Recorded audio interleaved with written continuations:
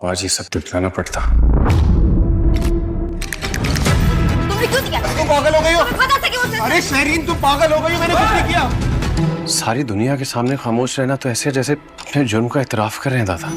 घर के 4 लोगों के सामने मसलियत की खातिर खामोश रहना एक अलग बात है दादा। कि मुझे तहकीक कर लेनी चाहिए थी। ये जुल्म होता, ज्यादती होती मेरे साथ और खास तौर पे इसके साथ। तो अगर तहकीक में ये बात सामने आ जाती तो आप पूछता ना लाते।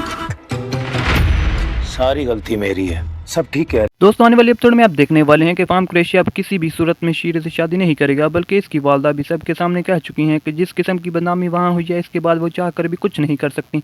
अगरचे इन्होंने अनस और अनसा को बेकसूर ही समझा है, लेकिन मुरसलीन साहब को अपने बेटे पर शदीद गुस्सा होगा, क्योंकि वही एक शख्स था जो सबके सामने ये कह रहा था कि अगर आज वो इन सब की वीडियो चला दे तो क्या कुछ ना हो जाए।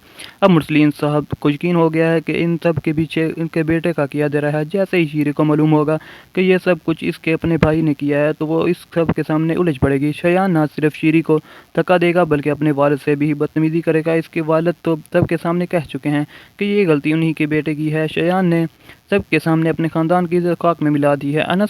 अनस ने अगर कुछ किया है तो वो सिर्फ अपनी और अनसा की इज्जत बचाने के लिए किया है। अगर देखा जाए तो ये सारा तमाशा शयान की वजह से खड़ा हुआ है, क्योंकि वो नहीं चाहता कि शीरी की मंगनी वहाँ हो, बल्कि वो यही चाहता था कि ये रिश्ता ख़त्म हो जाए, और आखिरकार ऐसा ही हुआ है। अब मुरसलीन साहब पूरे शहर में किसी को मुंह दिखाने के काबिल नहीं रहे।